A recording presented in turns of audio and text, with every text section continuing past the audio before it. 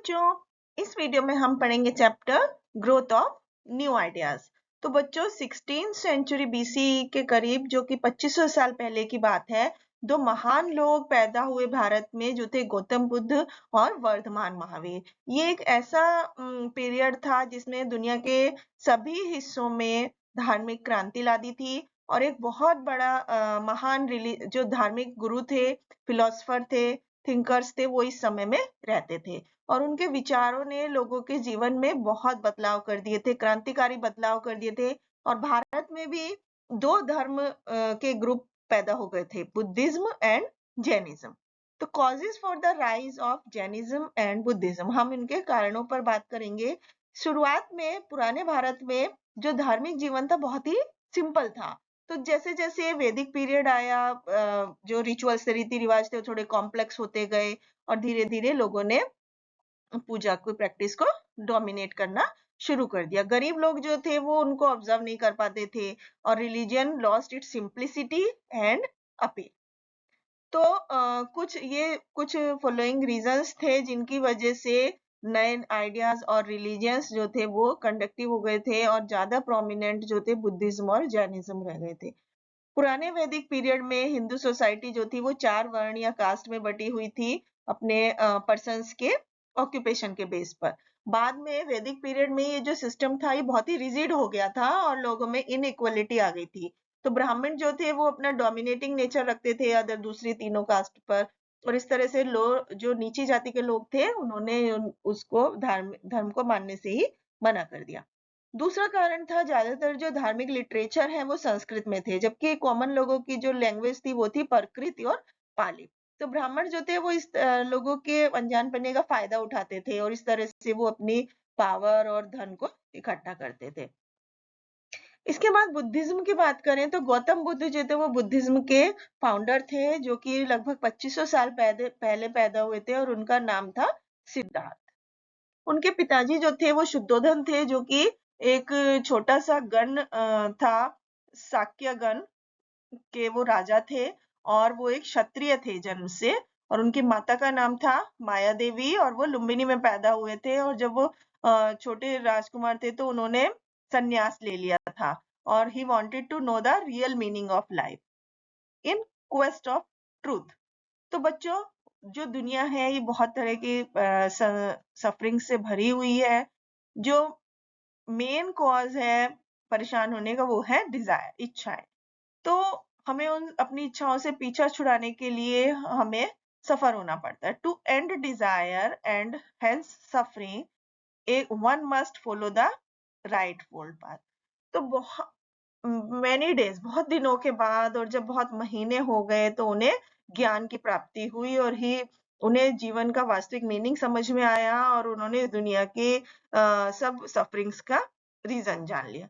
After that, उसके बाद उन्हें बुद्ध के नाम से जाना जाने लगा, या बुद्ध मतलब वाइज, बुद्धिमानी।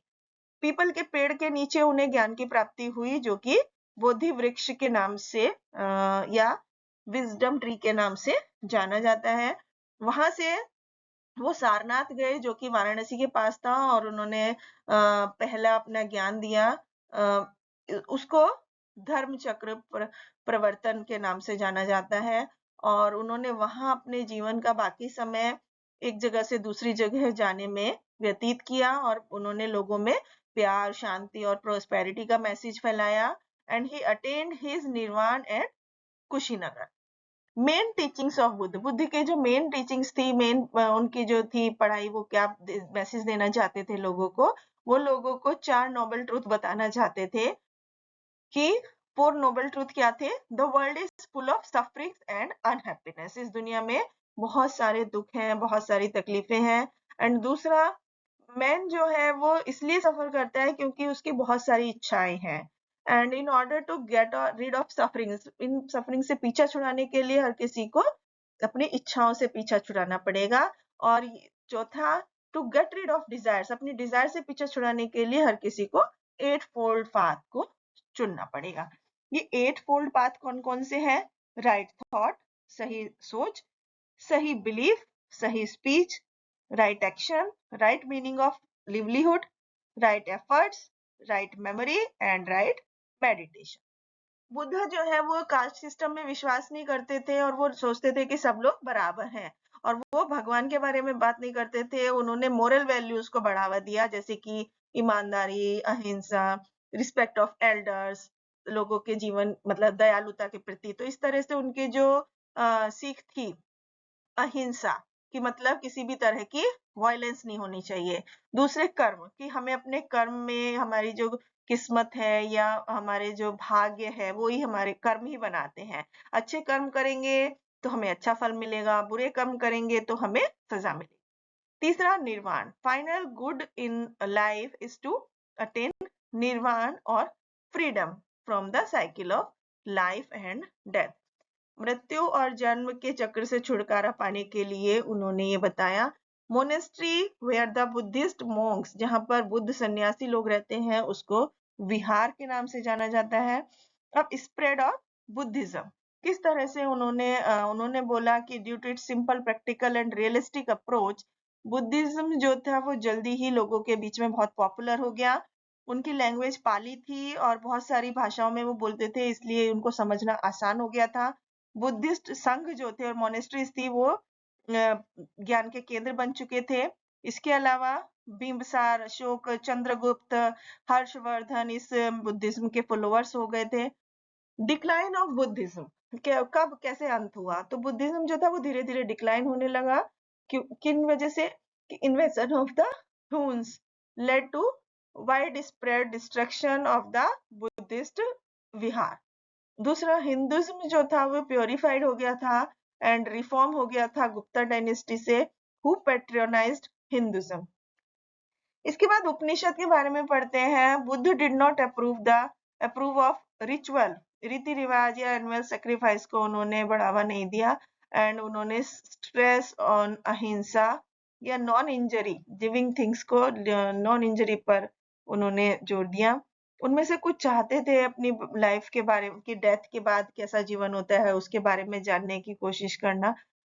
उनमें से ज्यादातर ऐसा महसूस करते थे कि दुनिया में कुछ तो है last even after death, and they termed it as atma. उन्होंने आत्मा बोला उसको, और बोला कि हर एक किसी की एक आत्मा होती है, एंड द ब्राह्मीण और the universal soul.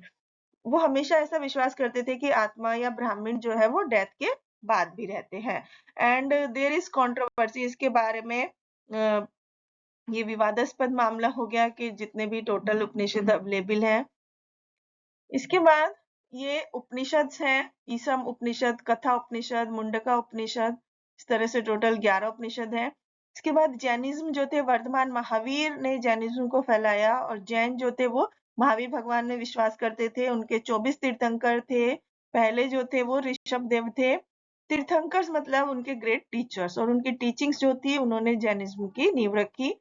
Quest of truth, तो महावीर ने अपना जो घर है वो 12 साल की उम्र में ही छोड़ दिया था, और वो जगह जगह ज्ञान के लिए भटकते रहे थे, और वो एक एस्थेटिक और डीप मेडिटेशन में रहते थे। और एक दिन उन्हें मेडिटेशन करते हुए उन्हें सच के ज्ञान की प्राप्ति हुई, और वो लोगों में जिन या एक ग्रेट क्वेंकरर या फॉलोअर्स, और जो इस जैन महावीर भगवान के जो फॉलोअर्स थे उनको जैन्स बोलते हैं। तो महावीर जो थे उनको नटापुटा was born in royal family. Kundagram जो कि बिहार में वैशाली के पास है, वहां पर वो एक रॉयल फैमिली में उन्होंने जन्म लिया था। और उनके पिताजी जो थे वो फेमस क्षत्रिय थे, और उनकी माता त्रिशला थी जो लिच्छवी की राजकुमारी थी। मेन टीचिंग ऑफ जैनिज्म थी, महावीर जो थे वो सिंपल लाइफ जीने में विश्वास करते थे, और वो जानवरों के सेक्रीफाइस और रिचुअल्स के विरुद्ध में थे। और वो विश्वास करते थे कि हर एक लिविंग थिंग्स में आत्मा होती है, और उन्होंने किसी को नुकसान ना पहुंचाने का संदेश दिया। महावीर जो थे वो कास्ट सिस्टम में विश्वास नहीं करते थे। According to him every individual was born into a particular caste, अपने कर्म के हिसाब से अपना उसको जीवन मिला, एंड मोक्ष की प्राप्ति के लिए उसे अच्छे कर्म करने चाहिए। स्प्रेड ऑफ जैनिज्म, महावीर की ओरिजिनल टीचिंग जो थी सबसे पहले वो थी ओरल ट्रेडिशन, और वो बाद में लिखी गई, और बाद में ये ट्रेडिंग कम्युनिटी पॉपुलर हो गई। किसान, लेकिन जो किसान थे वो who had to kill insects to protect their crops, found it more difficult to follow. जो किसान थे वो क्या अपनी फसल को बचाने के लिए कीड़ों से छिड़काव करते थे, कीड़ों को मारने के लिए, जो कि वो उनको जैन धर्म को फॉलो नहीं कर पाए। इसके बाद डिक्लाइन ऑफ जैनिज्म किस तरह से हुआ कि अहिंसा, जो कि जैनिज्म का मेन सिद्धांत था, वो एक्सट्रीम पर पहुंच गया। It hard for the common people to follow.